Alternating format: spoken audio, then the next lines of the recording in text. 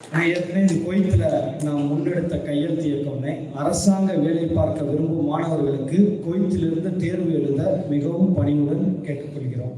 தேர்வு கண்டிப்பா உங்களுக்கு தெரியும். இப்போது கூட பல்லாயிரக்கணக்கான மக்களை திரட்டி தமிழ்நாட்டில் மிகப்பெரிய ஒரு போராட்டத்தை தமிழக வாழ்வுரிமை கட்சி முன்னெடுத்தது.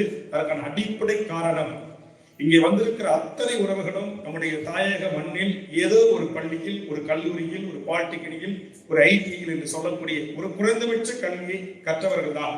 ஆனால் தங்கள் சொந்த மண்ணில் வேலை வாய்ப்பு, தனியார் துறை, அதுபோன்ற அரசு துறைகள் கிடைக்கப்பெறாத காரணத்தின் அடிப்படையில் இங்கு வந்து இந்த பாலைவனத்தில் இப்போது கூட நான் இடைவெளியில் ஒரு 5 நிமிடம் நான் கழிவறைக்கு செல்லலாம் என்று சென்று திரும்ப வருவதற்குள் அனல் காற்று வீசுகிறது.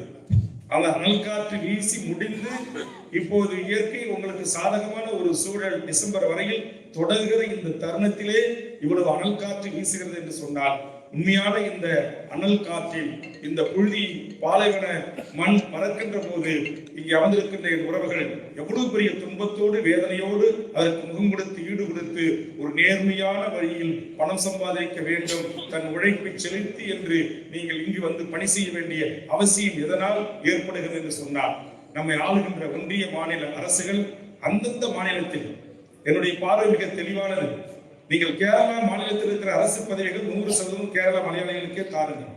பீகாருடைய வேலையை 100% பீகாருக்கே தாருங்கள். வேலையை 100% உத்தரப்பிரதேசிக்கே கொடுங்க, வேண்டாங்கள. ஒன்றிய அரசு பதவிகளிலே இந்திய பணிகளை செய்கின்றவர்கள் மாறுதலுக்காக ஒரு 10% இந்திய முழுக்க எடுத்துக் கொள்ளுங்கள். மீதி 90% அந்தந்த மாநில மக்களுக்கே நீங்கள் கொடுங்க. டெல்லிக்காரனுக்கு டெல்லி வேலையை கொடுங்க, பீகார்காரனுக்கு பீகார் வேலையை கொடுங்க, உத்தரப்பிரதேசத்துக்கு உத்தரப்பிரதேச வேலையை கொடுங்க.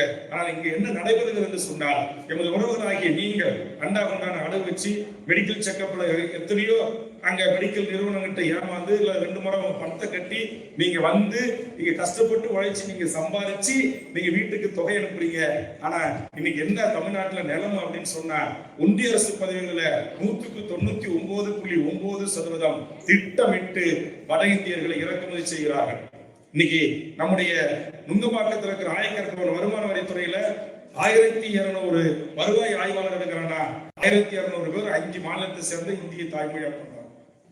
சென்னையில் இருக்கிற விமான நிலையத்தில் உங்களுக்கு தெரியும், ஒரு காலத்தில் தமிழ்நாடு போலீஸ் இருந்தான், தூக்கி வெளியே போட்டு சிகிச்சை கொண்டு வந்துட்டான். நீ ஹிந்தி பேசுறனா நீ ஹிந்தினே எல்லாம் வெளியே போனான்றான். அதற்கு சாட்சி நாட்டுடைய முதலமைச்சராக இருந்த முத்தமிழறிஞர் கலைஞருடைய அன்பு மகள் கனிமொழியே சாட்சி.